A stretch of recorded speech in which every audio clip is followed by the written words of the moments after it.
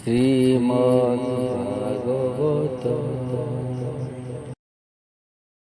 ওম নমো ভগবতে বাসুদেবায়। শ্রীমদ্ ভাগবত বিংশ অধ্যায় দশম স্কন্ধ। মুঞ্ଜ କାନନେ ବନା ନଳେ ପସନ୍ତେ ଗୋକୁଳ ଗୋପାଳେ ତାଇଲେ ଶ୍ରୀ ନନ୍ଦନନ୍ଦନ। ବିଂଶତି ଅଧ୍ୟାୟ ବର୍ଣ୍ଣନ। ଶ୍ରୀ ଶୁକ ଉବାଚ। ବୋଲନ୍ତି ବ୍ୟାସଙ୍କ ନନ୍ଦନ ରାଜନ ହୁଅ ସାବଧାନ। ଖେଳନ୍ତି ରାମ ନରହରି ଗୋରୁଏ ଗଲେ ବନେ ଚରି। ଚରନ୍ତେ ତୃଣ ଲୋଭେ ଗାଇ ପଶିଲେ ଗିରି ପୁଞ୍ଜେ ଯାଇ। ଅଜମହିଷି ଗୋରୁ ସଙ୍ଗେ ପ୍ରବେଶ ମୁଞ୍ଜ ବନ ଲାଗେ। ଅନଳ ଆବୋରିଲା ଆସି ମୁଞ୍ଜ ଗହନେ ଛନ୍ତି ପଶି। ବିକଳେ ଚଉଦିଗେ ଚାହିଁ କାନ୍ଦନ୍ତି କୃଷ୍ଣ ମନେ ଧ୍ୟାଇ। ପୋଏ ଯେ ଥିଲେ କୃଷ୍ଣ ସଙ୍ଗେ ଖେଳୁ ଚାହିଁଲେ ଚାରି ଦିଗେ। ବିକଳେ ଚଉଦିଗେ ଧାଇଁ ଲୋଡ଼ନ୍ତି ବନେ ବତ୍ସା ଗାଇ। ଗୋରୁଙ୍କ ଖୋଜ ଅନୁସରି ଡାକନ୍ତି ଗାଈ ନାମ ଧରି। ଗାଈକି ନ ଦେଖି ବିକଳ ପଛେ ଅଛନ୍ତି ଆଦିମୂଳ। ବତ୍ସା ନ ପାଇ ମୁଞ୍ଜ ବନେ ପୋଏ କାନ୍ଦନ୍ତି ଦୁଃଖ ମନେ। ତୃଷିତ ହୋଇ ବାହୁଡ଼ିଲେ କୃଷ୍ଣର ନିକଟେ ମିଳିଲେ। ପୁଅଙ୍କ ଦୁଃଖ ଦେଖି ହରି ବୃକ୍ଷେ ଉଠିଲେ ଦଇତ୍ୟାରି।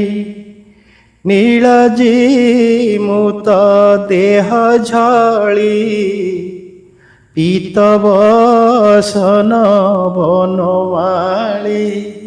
ମେଘ ଗମ୍ଭୀର ଉଚ୍ଚ ସ୍ୱରେ ଗୋରୁଙ୍କୁ ଡାକନ୍ତି ସୁସ୍ୱରେ। ଗୋରୁଏ ନାମ ଶୁଣି କର୍ଣ୍ଣେ ହୁଙ୍କାର କଲେ ତୋଷ ମନେ। ଏମନ୍ତେ ବେଢ଼ିଲା ଅନଳ ଚେସନେ ପ୍ରଳୟର କାଳ। ପବନ ବହେ ଖରତର ଚଣ୍ଡ ଶବଦ ମହାଘୋର। ଅନଳ ଦେଖି ଗୋପବାଳେ କୃଷ୍ଣଙ୍କୁ ଡାକନ୍ତି ବିକଳେ। ହେ ରାମ କୃଷ୍ଣ ଦେଖ ବେଗେ ଅଗ୍ନି ବେଢ଼ିଲା ଚାରି ଦିଗେ। ଆମ୍ଭେ ତୋହର ବନ୍ଧୁ ବଳ ତୋହରେ ଶରଣ ଗୋକୁଳ। ମୁନି ବୋଲନ୍ତି ଶୁଣ ରାଏ ଗୋକୁଳେ କୃଷ୍ଣ କଲେ ଦଏ।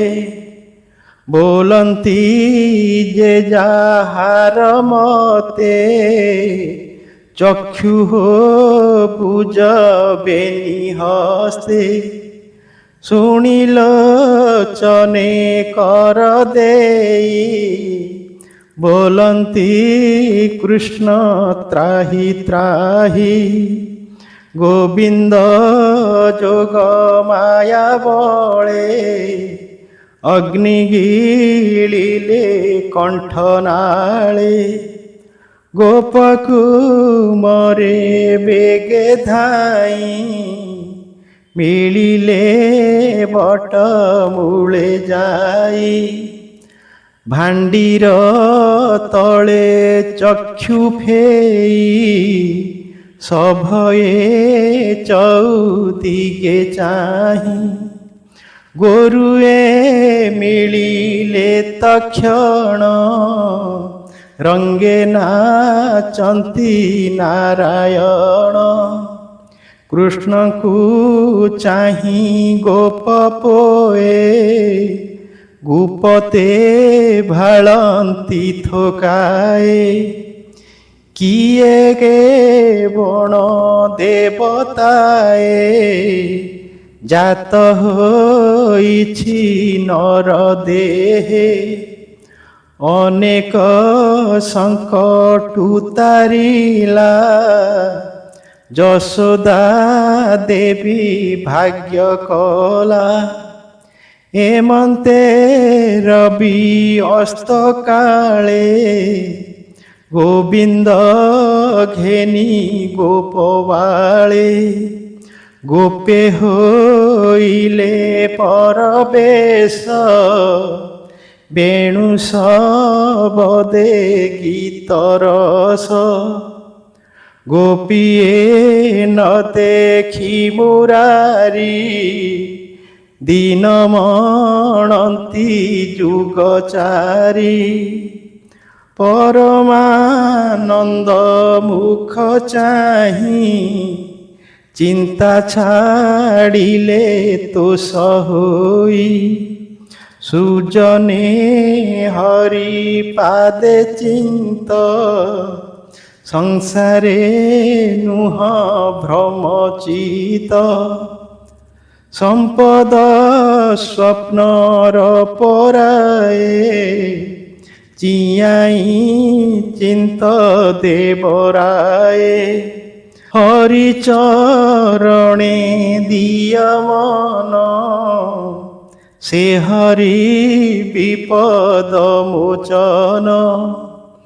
ଆବର ଯେତେ ଦ୍ରବ୍ୟମାନ ସେ ସବୁ ନିଶିର ସ୍ୱପନ।